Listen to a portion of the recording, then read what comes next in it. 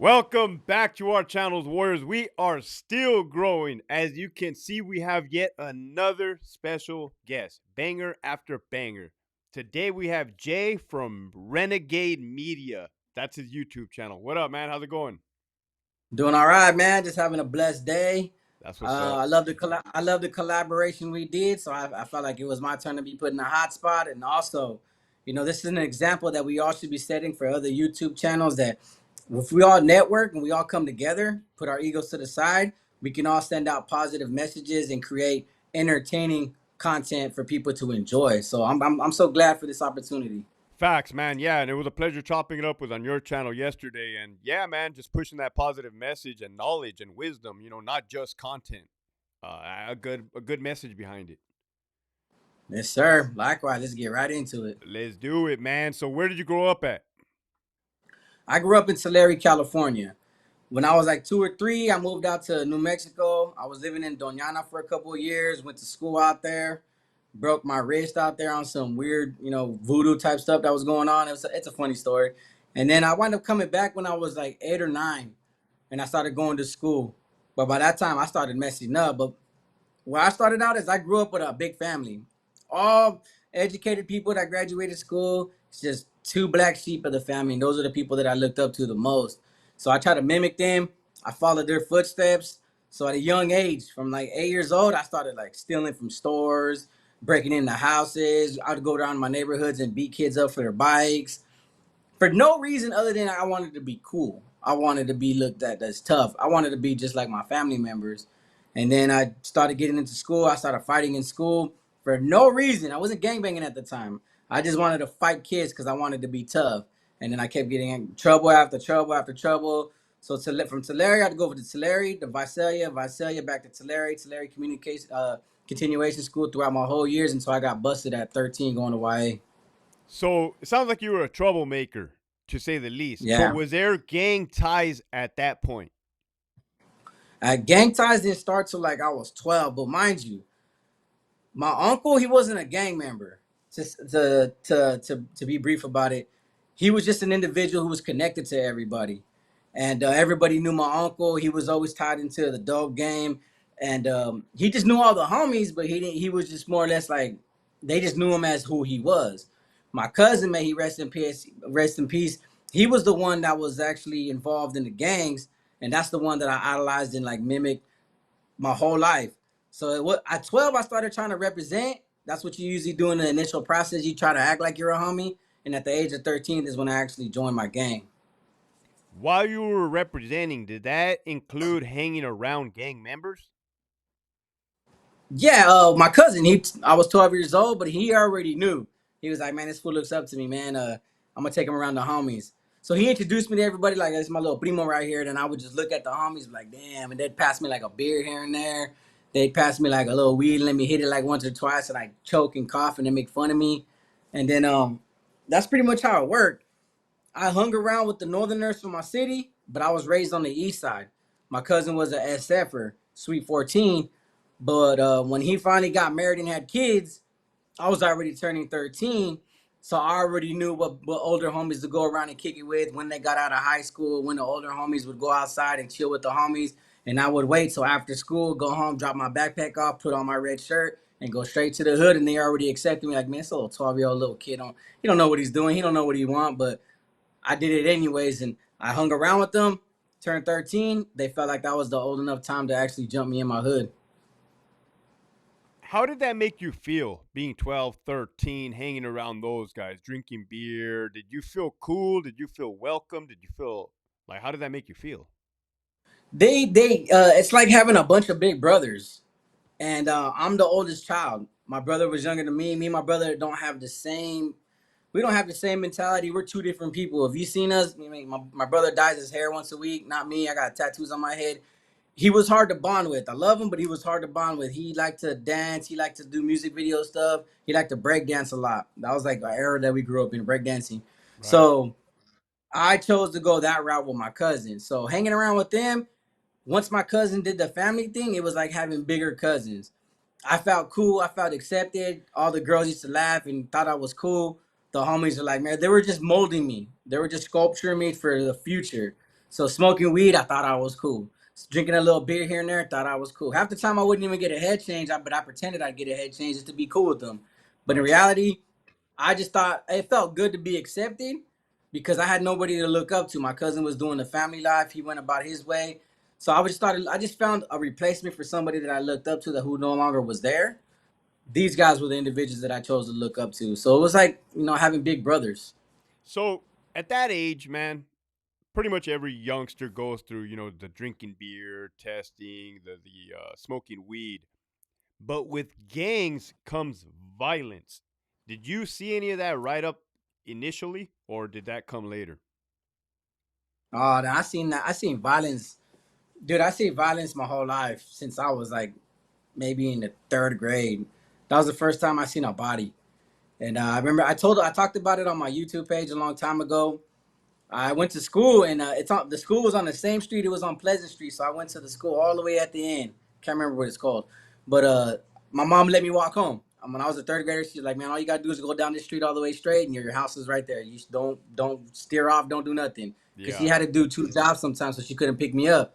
So I went to that school, and one day I was walking by this trailer park, and I seen some dude right there, and he was holding his head, and he had like blood everywhere, and he was out, but he was holding the back of his head. And I looked, and I seen the blue shirt tucked into a light blue jeans, blue belt, black shoes or blue shoes. Didn't think much of it, but I was living with my cousin at the time when we were young, before he got into the family thing. And I remember coming home and I told everybody, I ran to my house all excited, like, "Hey man, I seen somebody. I think they're shot." And I explained the whole graphic nature of it. And then my cousin was like, "That's what that fool gets." Woo, woo, woo, woo. So he explained to me what it was, that he's an enemy and we're not supposed to like them. That was in the third grade. But my uncle, like I was telling you about, my uncle, my cousin, and my dad, my real dad, when they were younger, they were into street fighting. My dad's a black belt. He did a lot of karate, but he took it to the streets to fight people to make money, and so did his brothers. My cousins and my uncles got involved, so they were known for putting up fights and having like little fight brawls on the streets. Or sometimes I would come outside to go play, and I would see fools fighting in front of my. I grew up Barsley around this time, around this age. That's on the west side. As soon as you cross the railroad tracks, once you go to the west side of Tulare, bro, that's ghetto. It's the hood. It's twice as worse as my hood. So Damn. I seen violence throughout my whole life. The homie that put me on in my hood, not even a couple months later, he jumped me in. He had his son jump me in.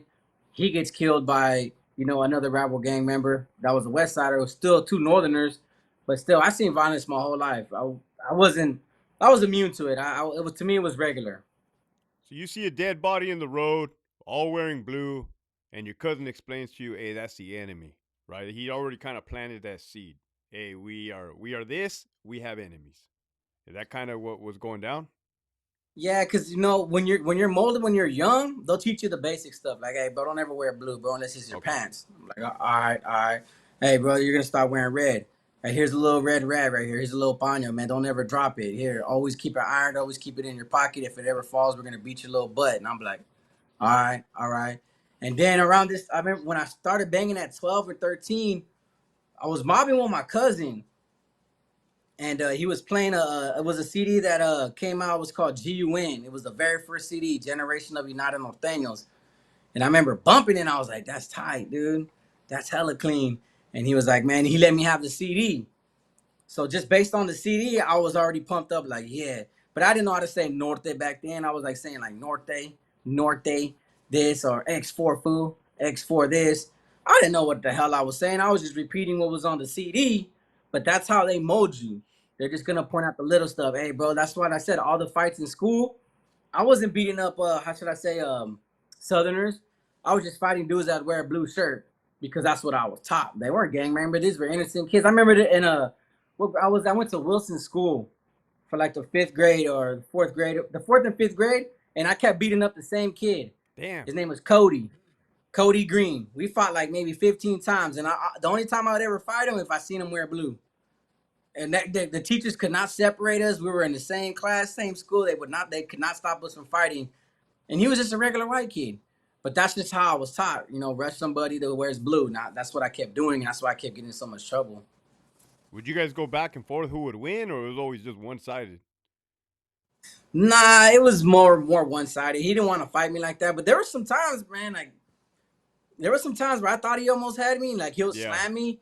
He'd always try to push me, like, man, leave me alone, man, leave me alone. And I'd be wearing a red shirt and I'll start punching him. I think there was one occasion though where I tried to do it to the wrong person. I did it to it was a black kid, and he was wearing blue. So I thought I was tough, and I was like, I'm gonna go do it to him. And nah, that didn't work out too well for me, bro. No. That kind of humbled me. And it was funny because I haven't told this story, but it was funny because I went home and I had a black eye and it was swollen, and I'd never gotten a black eye in a fight before.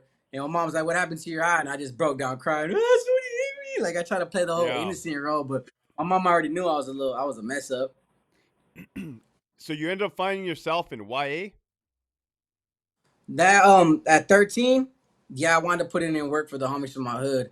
I got jumped in. Some situations took place between the East and West, and then I got dropped off at the indoor swap meet and beat somebody up. Man, it was like, oh, you know how you go to those baseball games back in the day and they give you like a little Louis Slugger bat and all Yeah. that. Like it has like Yeah. favorite team.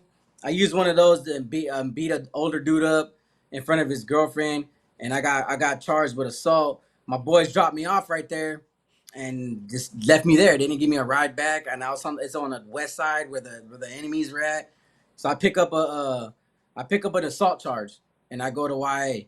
You see, the thing about it is they gave me YA suspensions because it was my first offense. But when I was in juvie, a southerner from Tulare came in, and I was surrounded by homies from Visalia, Porterville, Lindsay, and they're like, "Oh, dude, he's from your town, bro. That's all you. You better get him."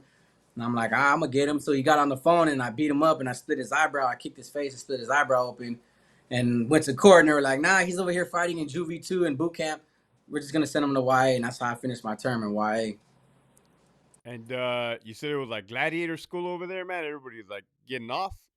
Oh my god, dude! Like I got to NRCC in Sacramento before they shut that down. That was like the first one they shut down. And the homies, you get there and the homies like, "Hey, bro, you got 14 days to get off. You can't kick it with the homies until you get off." I was like, "What do you mean I can't kick it with the homies?" "Nah, you got 14 days to go beat up a Southerner." I was like, "Well, where's one at right now?" They're like, "Right there." And I just go over there and I just punch him with all my might. The homies accept me. And then I had the Bulldogs, some Bulldogs landed. His name was Chico from Chancla. And he showed up and they let us out for showers. And I didn't know he was in the shower. He was butt naked in the shower. And I'm walking over there in my shower shoes and my towel, like, doo, doo, doo, doo. And then I take my towel off and I turn and he's right there butt naked. And I was like, what the? And we just start fighting, butt naked in water spatting everywhere. So I fought like 3 times or 4 times in in Sacramento. I get shipped to OH because I'm barely gonna turn 14. Damn. And sure enough, as soon as I get there, same thing. "Hey, bro, you got 14 days to get off, bro, on the Southerner." I'm like, "Bro, again? All right, where they at?" There's none in this building, but you got to go sneak out and go to school. So I snuck out one day, whenever going to school. They didn't even see me, and I'm just walking. And I was like, "Hey, bro," and I'm nervous, bro. I'm like, I'm about to shit myself, and I'm like, "Well, what do I do?" "Hey, fool, just there's a group of Southerners right there." So I walked up to the dude that was the same size as me, and we just started locking. We got sprayed, and that was cool. I don't know, I can't remember the date so well anymore, but around that same time, the whole school, the whole yard, I mean not the whole school kicked off. So everybody in the school said at this time, get released, start fighting everybody. Damn. And I was like, oh, okay. So we did that. Dude, it was so hard to stop. People were fighting on the walkways, fighting back to the dorms, fighting in the dorms. Dude, we were out there for hours getting cuffed and getting escorted back to our buildings, and we were on lockdown for a little while.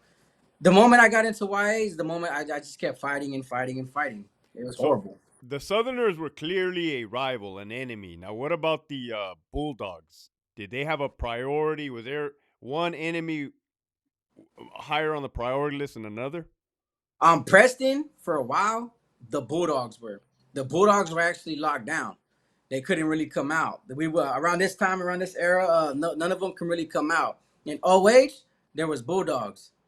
Hold on, real quick. My nose is itchy, fool. Don't trip. I don't know Don't why. trip. Get that out. I got it. And OH close, the Bulldogs programmed with everybody. So they weren't necessarily a priority. I would fight Southerners and I'd fight Bulldogs like every week. I'm fighting somebody, bro. That was the worst. My first YA when OH close was my worst because I fought 21 times in 4 riots. I was just fighting for no reason. But when I got to Preston, the Bulldogs were in they were in the I think it was Tamarack at the time. They weren't able to come out. They were every time they would get released, we'd rush them back to back, and then they go back in, and they would be gone for like 3 or 4 months. But one of the homies from I think he was from Plainview. His name was Cuete. Told the administration like, yeah, we can let them back out. It's cool, and they agreed to it. So they released all the Bulldogs out, Man, and the tables turned. Every time we rushed them, we would go to the hole.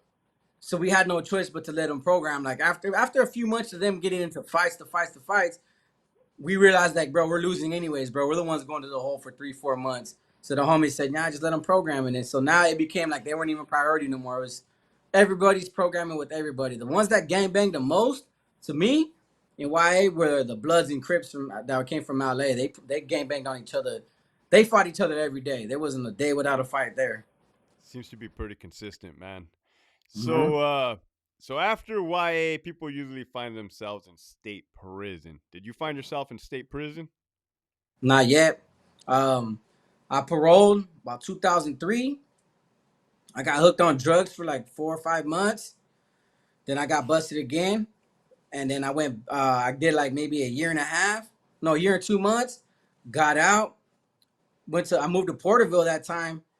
Started clicking up with the homies out there. Went back one more time because they jumped some dude on the crutches, and I got blamed for it.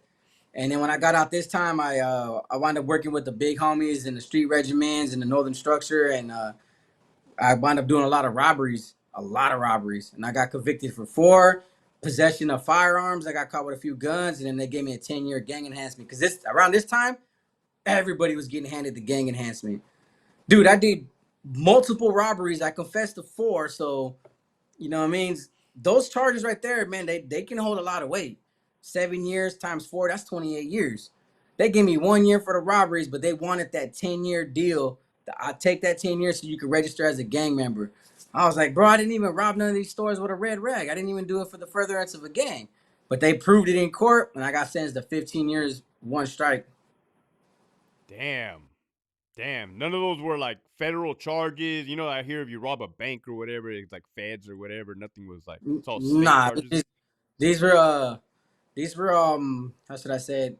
Like local stuff, Cool, big cool. stuff, local stuff, and the bank stuff, that was something a little bit different. I got caught up in with the homies, but the homies took that deal. I wound up taking this deal on these cases. This is what they wanted. This is where they had the most evidence to link me up. My boys went to Utah and got I think 5 to life for that, and they both got out. I wound up taking like all the liquor storage and furniture spots, and I know people probably think there wasn't a lot of money in there, but in reality, for 2 people, 1,200, 2 grand. The furniture spot was like 7 grand. To me, as an 18-year-old kid, that's a lot of fucking money. So I was like, cool. I just blew it on. All I would do is buy Did like 5 kegs and drink. did they catch you in the act or did they roll up to your pad and gaffle you up?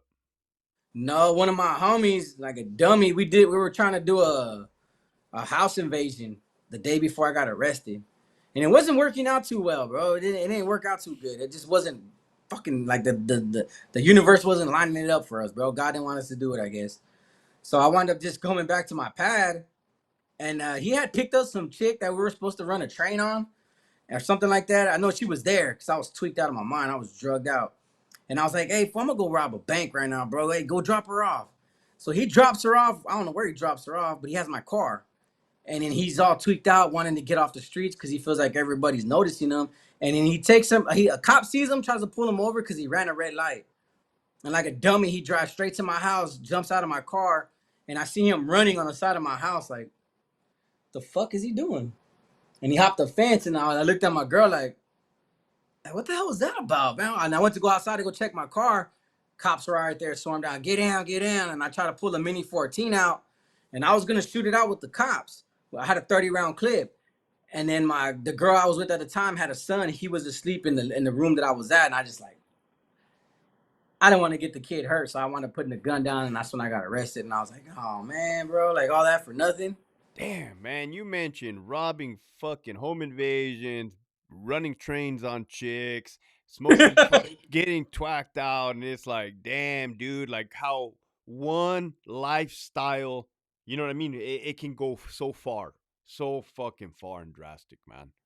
Bro, that's not even a half of it. Correct. That's And I that's already be knowing, man. Like, just I'm from Brawley. You know what I mean? Uh, yeah. so you find you get the gang enhancement. Where did you go to reception? Delano. I went to Delano, and but see, I was in county for like 9 months, and I was already part of a prison organization, the Norteño struggle. So training was like county was like my training grounds. That's where I was learning how to run COCs, how to hold positions, how to micromanage positions, how to have people answer to me, how the COC really worked. So when I got to Delano, there was only one other brother that was like myself. He was from Madera, and he was already getting his ticket. He already got his ticket. So he's like, "Hey, bro, I'm gonna remove this new flower real quick, and then I'm gonna go to the hall and I'm gonna get transferred out." The homie right here, he's from Grifas, from Greenfield. He's gonna bounce too, bro. So you might want to take the overall authority. So I took it, and I was like, "Damn, bro, like this." I got too much thrown on my plate at one time where I was making a lot of bad decisions, but they were excusable because I was still learning. So I took over to Delano for 3 months, and then I get transferred to CDCR in about 2000, the beginning of 2007 is when I got there. So I don't know too much about the Northerners, man, because I was down south. I was at Centinela State Prison and at Donovan, probably the most south you can get. But those positions of authority, those positions of leadership, or that's something that has to get blessed from even higher than that at the highest levels? No, they're usually appointed to you, right? For the Norteños, you're never gonna get the authority in charge position just like that. You're gonna have to earn that. If you have zero experience in that department, on that level of education, on that level of training, you got to be the last resort to hand that to you, and you have to be the only one there that had status and be given that position. That position is most of the time appointed by individuals that were in the shoe at the time, the NF. Now they're gonna most of the time, if a Norteño's getting kicked out of the shoe and he's going to that yard that he's in charge of, he'll send this individual with instructions like, "Hey, bro, I don't know this guy who's working that yard, who's the authority in charge in that yard. Put this man in position." Or he'll send a directive like, "Hey, bro, I want this so and so that's on that yard. I want him to hold the authority in charge position." But if they don't do that, we're gonna look at it like the individuals. We're gonna see we're gonna select who's more qualified on the yard, who has more experience, who's done it before, and then whoever's better qualified gets that position, and he's gonna be the one to restructure the COC to the manpower that he wants to utilize. Man, I want this brother to run this department because he's good at that. This brother for the yard department. This brother for the educational department. Now these three individuals go structure the rest of the COC to answer to him. So it's all like that's how we work the hierarchy. So back then, they probably didn't have cell phones as common as they have them now. Were you guys using little wheelies and kites as well to send What to commit to communicate? to then the back? Yeah, the back, the shoe, But we communicate. there's always okay. Look, maybe every opportunity somebody would manage to get kicked out of the shoe and go back to the yard, there was revisions of the code, revisions of the letter writing correspondence. Like I said in one of my videos, like dude, they had everything from all the characters from General Hospital were the nicknames of every carnal that we had to write. I was like, bro, they're hella bored in there. They couldn't come up with better names. But they'll always revise a different code, and then we'd have to reach back to them through that coding, the letter correspondence. Sending somebody to the back for Norteños was rare. It was rare when we had to remove somebody. When we do, then we'll shoot a new addition to codes. Like, all right, these codes mean these things. Wheelies are only used like if we're gonna send paperwork to the back through a removal or communicating with one another. But most of the time we got at the carnales was just strictly on paper, and we had a sophisticated system on how to do it. But the only time it went bad is if the people on the streets weren't doing it right. Then the whole letter would get messed up, bro, and they'd be like, "Oh my god, we don't know what the hell you just said." Sounds about right. Yeah. So the Southerners had a Mesa system. They had an individual in charge of each building called the bloquero. They had the guy on the yard, the llavero. Did the Northerners have something similar and or identical? Okay, you have the authority in charge, which is the individual who's going to be responsible for making the decisions of the yard. His second in command is the one that's the only one that's going to bring everything that's going on in the yard's attention to him. Now, from him, you're gonna have three departments. You're gonna have in-house department, yard department, and educational department. So these three departments answer to the second in command, and he answers to the authority. That's pretty much how it works. Every building, the highest level of position is gonna be a block channel. And then there's going to be one individual above him that's going to all these block channels are going to report to, and that individual reports to the building, the one that runs the building department. So yeah, every but those are like low level COCs. They don't have say so. They just gather up reports, gather up incident reports, gather up daily tier reports, keep track of manpower, keep track of securing the tiers in the building. That's as far as their authority goes. The main dude, there's always going to be that one dude that runs the whole yard. Everybody answers to him. Is he on that yard or he's not on that yard? Or it He's varies? on that. He's on that yard, and he's going to be the one that's going to be communicating with the C's in the back at the time. So that's pretty much how it's ran. He's the one that oversees everything. So he's in control. He makes the final decision. No, he can utilize his three departments, his administrators. That's what we call them, to give them input, but most of the time he just gets the reports from them and then he makes his decision and sends it back out to the COC. It's all a chain of command. That's all it is. Now, personalities vary from individual to individuals. Would you say it's always the right man for the job? Or you can have. Ah, there was like I think there was I think like the very first prison, actual prison that I got to control, which was Arizona. I wasn't the man for the job. Marcelli was. Marcelli was like, "Hey, bro, you don't have no experience. Now's the time." And I'm like, bro, you're not giving me a prison that's already established, bro. You're giving me a prison that ain't even established, bro. I got to start it from the ground up. And he was like, exactly. Now you know how to do it all. But it didn't help that, we went to war with the Southerners, got into a riot. IGI was on us bad. And then I had to start everything. I had to do everything by myself. He would just be like, hey, I'm just doing the writing, bro. So he didn't advise me on no decisions. He wasn't like an overseer. He just let me do everything, and I started learning like that. But then he kind of put like little stuff in my head, like, "Hey, why don't you do this instead?" When I knew they were against the rules, when I knew there weren't common practices that was done in California prisons, but he was like, "Bro, we're not in California jurisdiction. We're in Arizona jurisdiction. Why don't you do something different?" And then I was like, "All right, yeah, hell yeah," I ran with it. Accumulated so much charges on me when I got back to California that everybody reported the things I was doing out there. So yeah, Really? there was no time. There was a time that I wasn't the man for the job. But every yard that I've been on, there was always somebody that, would rightfully held those positions. But then I've met a lot of homeboys who had these positions who were right for the position, but abused the position and they wind up getting removed anyways later down the road. I'm glad you put it that way, man. I'm glad you put it like in a perfect way. You're like, yeah, hey, at one point I was not the man for the job, you know? Mm-hmm. And I could respect that for sure. How long were you on the main line? From 2006, starting at reception, up until 2012. Did you ever get removed Yeah. with Yeah. weapons or Spoke no about it. with weapons or Weapons. no weapons? The first time was weapons. The second wasn't with weapons because they didn't anticipate me cutting back out. First time was brutal. It hurt. You know what I mean? It's like sometimes I don't ever post it, and I refuse to post it because it's like a dark. It's like one of those dark Correct. reminders, right? But I got like what's it called, that little report you get from medical, 7219.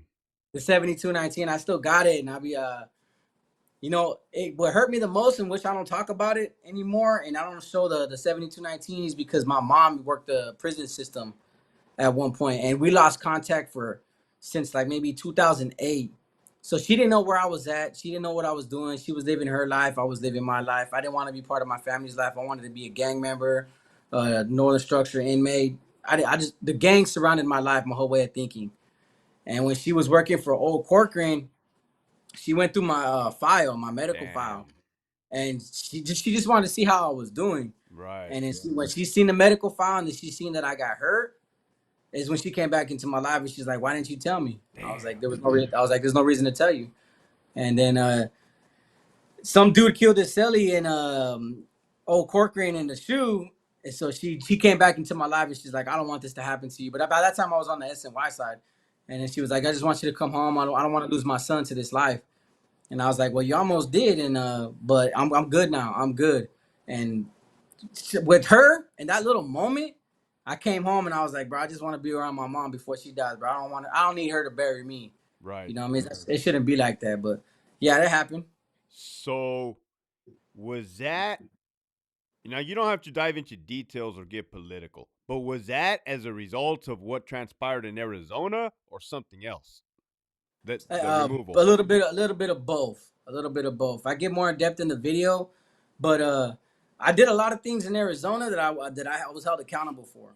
There was a lot of money that wasn't getting sent back. Like I said, I was letting homeboys get political tattoos when I shouldn't have, which was a grave mistake, bro. But I didn't think much of it. I was like, bro, it's a tattoo, bro. Like, let the homies represent what they want to represent, who they are, and what they are, what they stand for, which is a no-no because I got a lot of people validated for because of those tattoos. So it kind Oh, of sucked. So I had to answer to all that, and it means hold on, I got an itch again. So when I came back to Cali, I was already under investigation for a lot of things that were taking place. Now, mind you, there was a lot of things that were going on in Arizona and Oklahoma. Bro, I'm not caring about what's going on in California.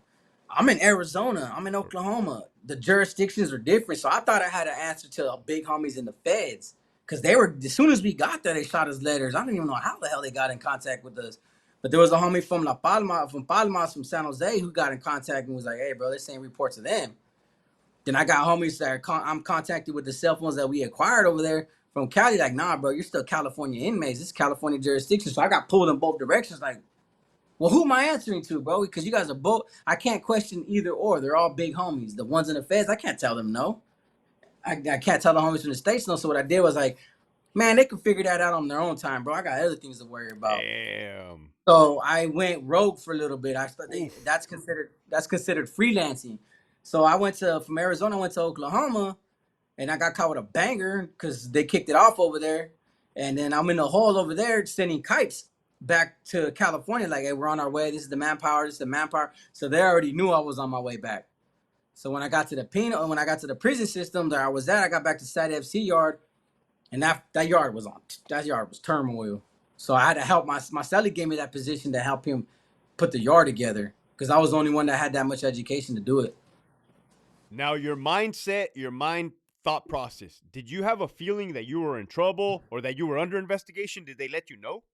Yeah, they were shooting me a bunch of questions, but like I said, the communication to the back takes time. Mm-hmm. It really takes time. So when I can report to them, I would. But in the meantime, bro, there was so much going on the yard where I was at. Homies were like booking homies that were coming out of Corcoran Shoe. I didn't know why the reports weren't getting to me. Then I was just like, hey, I kept getting told, hey, fall in line, bro. You're the second in command. You're not responsible for what took place before you. Focus on now. You know what I mean? So And so you're in Arizona, you're in Oklahoma. You're having to deal with shit happening in Arizona and Oklahoma, and at the same time answer to California, the state, and answer to the big homies in the feds that are somehow shot you a letter. So it's just you're getting pulled four different ways. And then you just said you exactly. just touched down where you were at, Satif, and you're getting Yeah, pulled. CR. You're getting pulled different ways. And a bunch of drama. Did Homies were like bumping heads. I was like, damn, when I walked I was like, man, I wish I would have never came back to Cali. you know they in the military they say that you're set up for failure. They set you up for failure. Did you feel that hey man, this is like a lose lose situation? I mean, you could admit it like that, but like I knew what my responsibilities were. Things are not always gonna be perfect. Things are never gonna go your way. So you gotta learn like the leadership trait adaptability. And you gotta adapt to your environment, adapt to your surroundings. I could have came back and just went to a full scale war and I'd have been like, all right then, I don't need a position, bro. Why? I'm the door pops, I'm gonna start stabbing somebody, bro. But I walked into just an internal war, internal chaos, so I had to fix that.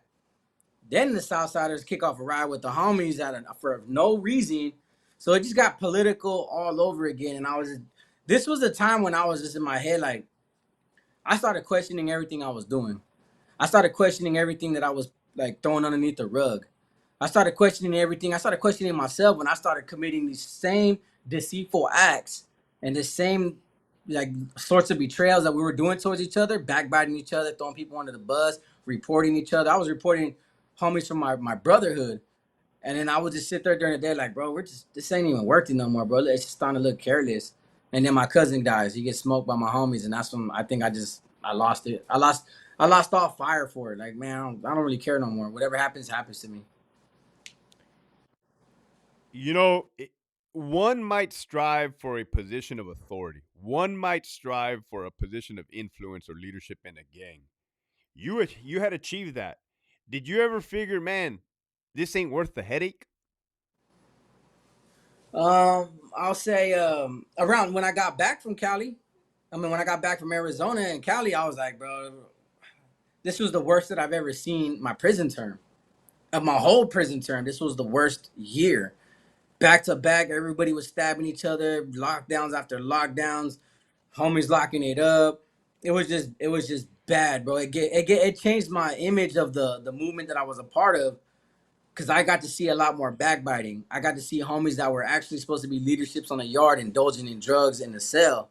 Hell, I started indulging in drugs in the cell, and I was a second in command, and I just realized like, but it was one of the conversations that I had with one of my brothers. He was like, bro, like I don't know why we look up to these big homies in the back, bro, but they ain't nothing. They're just like us. They're dope fiends too. Why do you think all they kept asking about is dope? And that's when I was like, you're right, like what are they gonna do with all that dope? They're gonna use it. I'm like, damn, bro. That gave me a bad taste. That was the last year that I had on the main line, and that was like the worst year that I've ever seen. It What year was that?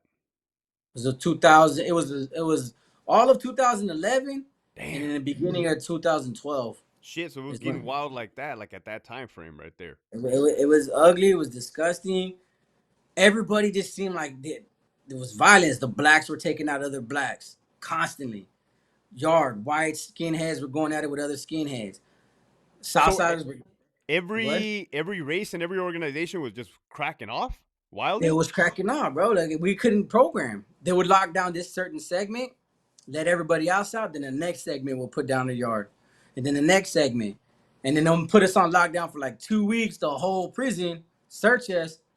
We come back out. Everybody wants to use the phone. Everybody wants to go to canteen. Now we go to yard. Another body.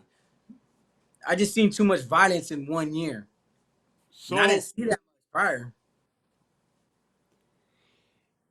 at some point they clearly started plotting on you, like plotting your removal, right? How they Mm. normally do. I mean, you were probably part of the plotting at some point, like, hey, this is what's how it has to happen. These are going to be the shooters, right?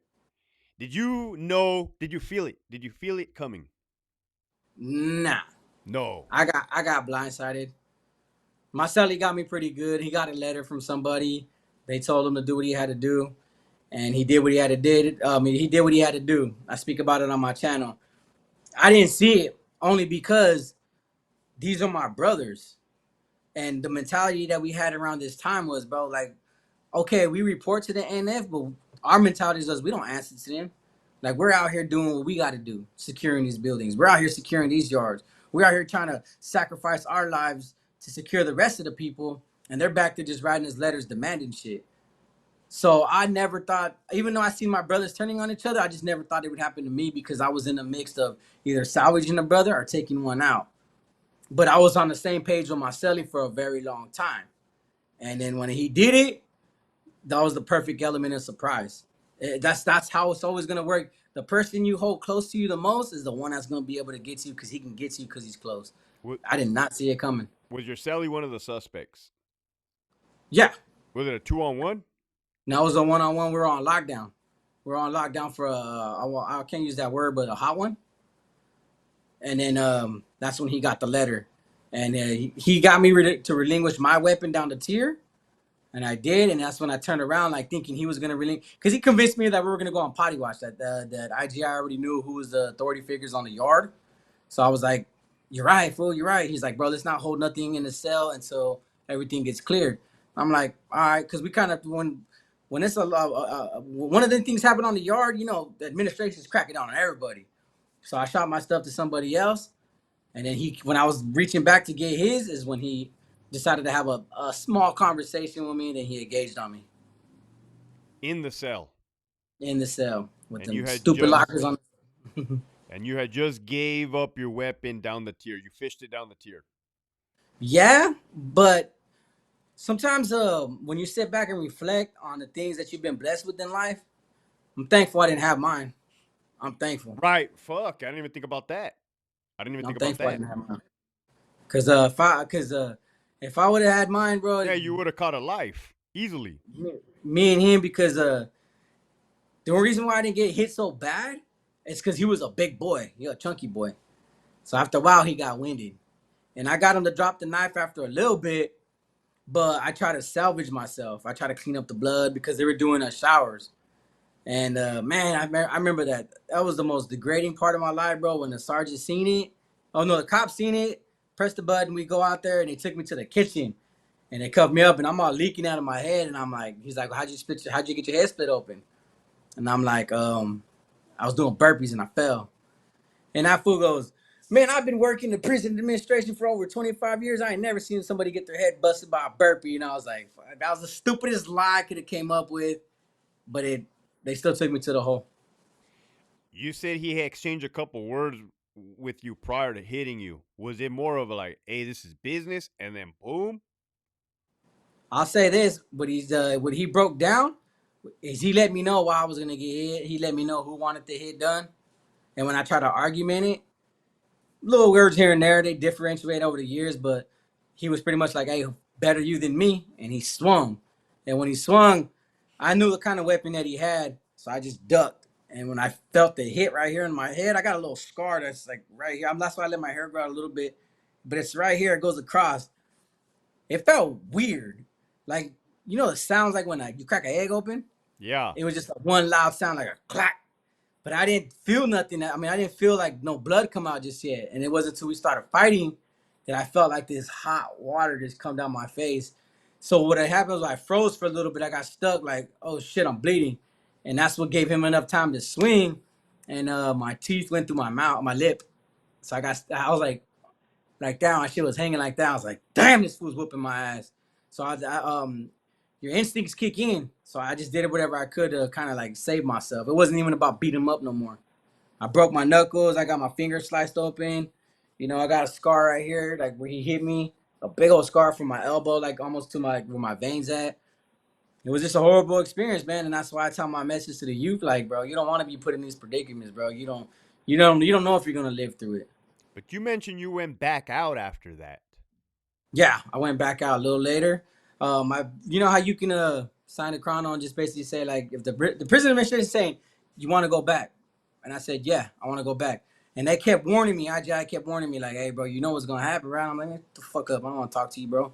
I don't want to talk to you at all. So the warden came to talk to me at classification, and they're like, are you sure? I was like, yeah, nothing happened, nothing at all, and I went back, and I guess the cell they were gonna put me in, that individual was bird bathing. So he didn't even know I was coming out. I mean, it's not like the administration was gonna be like, "Hey, bro, you're gonna get a cell in." It happens to be this guy. He didn't anticipate it. So when he came out, we started fighting. He was beating my ass, big boy, and he tried to pick me up and throw me over the tier, and I just held on to it right there, just held the bar tight. And they came, got us down, sprayed us. I went back to the hole, and I was talking to a homie from San Jose, and I kept telling him like, "Hey, bro, like I want to be good, I want to be good." And he kind of gave me a warning. He was like, "Bro, look, you're done.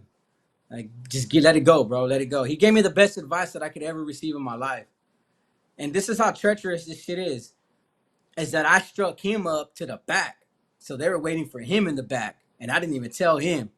I was just like, he was like, bro, I'm going to go to the back, bro. I'm going to do my time. I'm validated. Him and another homie, Gato. And he's like, hey, fool, just, yeah, it's done for you, bro. Just let it go, bro. Just go about your life, bro. Go live your life. And I was like, all right, then. And I didn't even tell him, like, hey, bro, they're waiting for you too, bro. I done wrote you up for hella shit and threw you under the bus for hella shit. That's how dirty the politics are. And then I wound up going to SNY. What made you think you were good, and what made you want to go back? I didn't think I was good. I knew the charges I was facing. It's just a simple fact that nobody around that time, I was young. I was in my 20s still. I didn't want to give up. This is all I've dedicated my whole Okay, life to. that's what it is. You Oh, didn't want to give up. You probably a little bit of fear, probably the unknown. Hey, I don't want to call. I don't want to go to the other side. Nah, I didn't even factor that in. No. I just didn't want to give up. I didn't want to give up. I didn't want to be seen like that. They just killed my cousin. In my head, I was already giving up. But to give up like this, I didn't want to go out like that. It's something about the lifestyle that doesn't allow you to let go. So I didn't want to let go until he told me that, and I realized like it took me a while. I just sit in a cell with myself for a long time, like, and then I finally just one day snapped out of it. I was like, you know what, fuck it, the homie's right, bro. At least he's giving me a heads up. Now I done seen two examples. It's time for me to just fuck it, give it up, bro. I just gave it up. So Just then said, you fuck it. you you land on the S&Y yard. What yard did you land on? What prison? Sad D yard, the How was that? 270. That shit was worse. I walked into a straight gang warfare. I was like, oh my god, bro. Like my celly was a 2-5er. He was all strung out on heroin. I seen everybody just have like demoralized human beings, but nobody had followed. Nobody was carrying themselves like I seen on the main line. And then I get there and like 2 or 3 days later, some zapatistas, they wound up booking one of the homies. They just formulated this new gang like a week or two later when I got there. And then I seen the 2-5ers jumping everybody. And I was like, damn, this is a lot of fucking violence, bro. Seen that same yard. I seen a SO. You know what I mean? It's an individual with funny charges. Get his teeth ripped out. I was like, damn, this what all prisons look the same.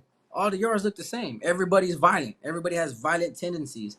And then I developed those same habits, using drugs, getting strung out, jumping everybody. Like I think honestly, now that I'm in the position where I'm at, where I'm living a beautiful life, I just think I was mentally messed up my whole prison term. I didn't know what to think. I didn't know who I wanted to be. I wanted to be everybody. I wanted to become something on both sides. It wasn't until I came home and got into some trouble out here and realized, like, man, I got a lot to lose. When you're in prison, you don't feel like you have a lot to lose because you done lost it all. So Right. I can honestly say, in prison, both in on the main line of SNY, I was just trying to be somebody and it wasn't working. So you touch down on the S&Y, you look around and you're like, I'm not in fucking Kansas anymore, man. The- you know what I mean? Like you said, demoralized. And I know this because when I landed at Donovan, Charlie Yard, it was the same thing. I couldn't believe what I was seeing. Right? It was probably the same sites. Bro, you had real live EOP yards. Correct. We had real life EOP inmates Correct. intermingling with the regular regular SNY inmates. Dude, the scandalous things you're gonna see on the main line are 10 times worse on the SNY. 100 times worse.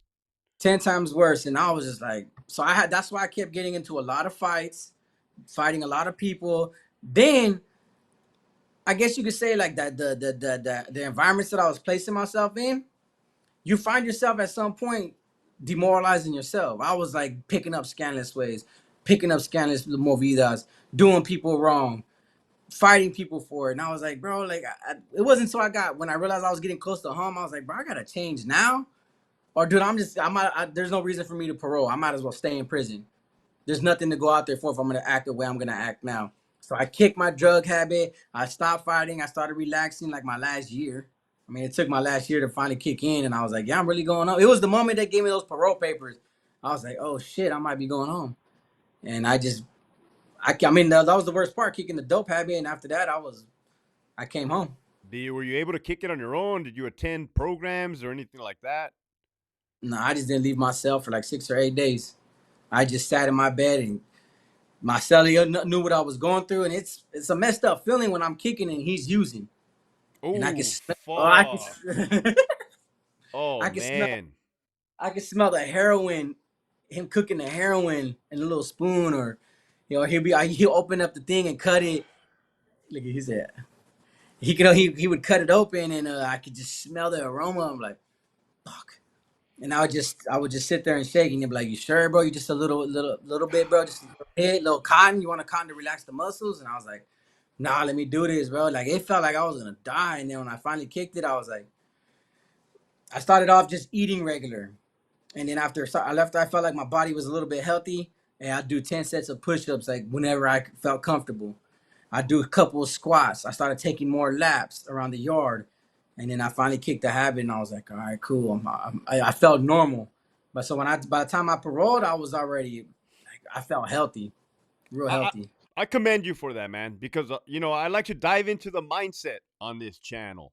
And that is not an easy task, man. I have 12 years of sobriety myself, dude, and I went to rehab, a 28-day inpatient.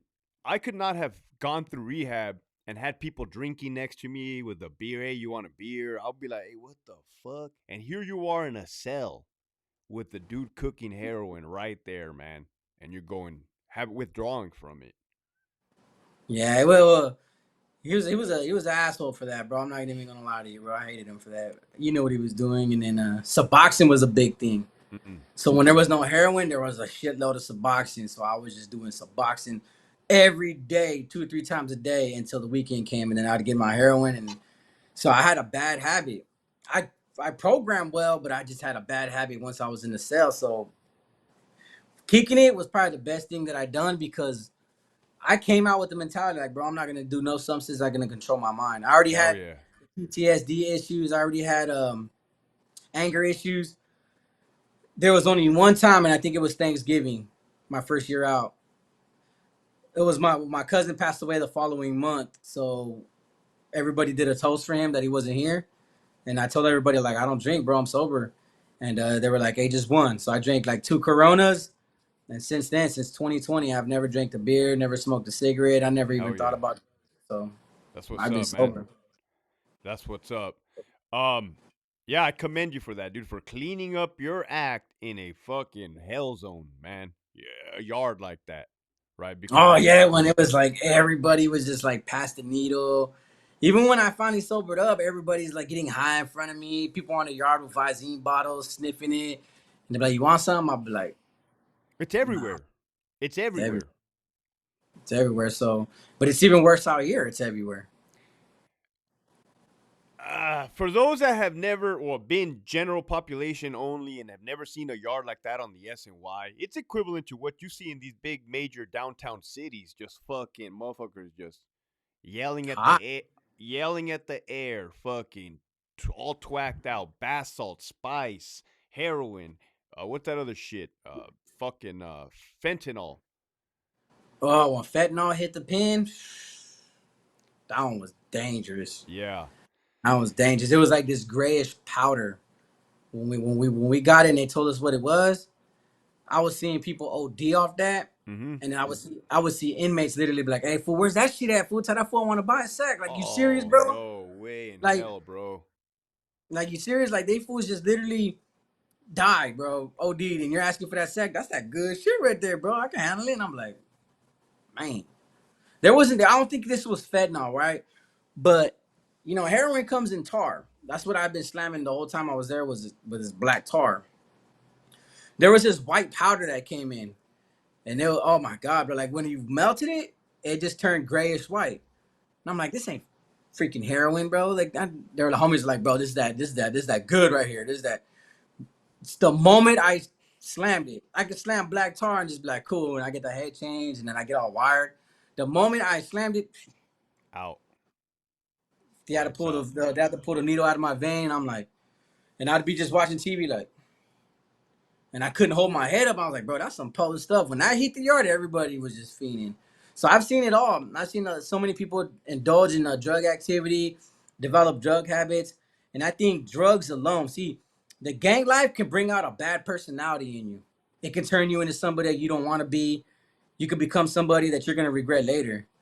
But becoming a drug addict, that's a totally different personality that you can become that I think is more worse than being a gang member. It really is that the things you're willing to do, the extent you're willing to go, the way your mind's gonna think. People were wanting to commit suicide, wanted to kill their cellies. People were killing their cellies off the drugs. So you're talking about that. I think that's why I'm so scared to be around drugs. That's why I'm so scared to be around beer because it's like beer is people can handle it, but how many people have you heard get drunk, get into a fight, beat somebody to death because they were aggressive? So it's Facts. like for me, I think it's gonna be a substance that's gonna take me out of my comfort zone. That's why I'm afraid to drink a beer because if I drink a beer, then I want to get high, and if I want to get high, then I get strung out. Then I commit a crime to get the habit, and then I go back to jail and throw my life away. Facts, man. I'm glad you were able to see that and to make those changes. So before we wrap it up, anything positive you want to say? Anything at all to the crowd, to the viewers, man? The floor is yours. See, so I think out of this whole conversation, I talked about my gang life, but gang life is, it's a common presence that we're gonna see. The drugs, I think, this needs to be talked about a lot more because we're seeing a lot more of it on the streets. A lot more is coming. We got new pills. All the fentanyl's killing people. We gotta do our best to get away from any habits that are addictive. Developing addictive personality, I think, like I said, it hurts people more than anything else. So I think we need to fight. We need to do a little bit better to make sure that our kids are not around it because we're starting to see it in schools. I'm seeing pictures of 13, 14-year-old kids popping beans, popping Xannies, popping this because they're influenced by social media. I think that's going to be the biggest fight that I think all society and everybody should come together and speak about and try to prevent is these kids from really indulging in these drugs. Because when they indulge in drugs, they indulge in the fun. And that fun's usually surrounded by crime, by committing crime, doing crime, paying for the drugs with crime. So we're just all adding to the cycle when we stand by and watch it happen. So that's my positive message, man. Don't ever go down that route of using drugs. Don't ever go down that route. That's the worst person you're ever going to see in yourself. And to this day, man, I'm so thankful, I'm blessed, but I don't like that's if you look at my YouTube channel, you see that I rarely ever talk about me using drugs. I talk about gangs all day, but I'm so afraid to talk about using drugs on my channel because even when I tell one story and I talk about it just a little bit, I get that fiend. I get that urge. And that's scary when you develop that urge and you thought it was gone for so long. So don't ever get addicted to drugs. That's my best message to anybody. Hell yeah, man. I appreciate that. It's a fucking solid message, man. And you're right, 100%. So thanks for coming on the show, dude. Fucking much appreciated, man. It's an Yeah, I honor, dude. appreciate it too. For Thank sure, you, dude. bro. And we already know me and you're gonna keep in touch Yeah, all this the is just time. a start. This is just the beginning, man. With that, I'm gonna close out, but go ahead and stay on, man. There you guys have it, folks. Just dropping banger after banger, right? Bringing you the mindset, bringing you the experiences and individuals that have been through it and are on the other side now, living a positive fucking life. With that, keep pushing forward.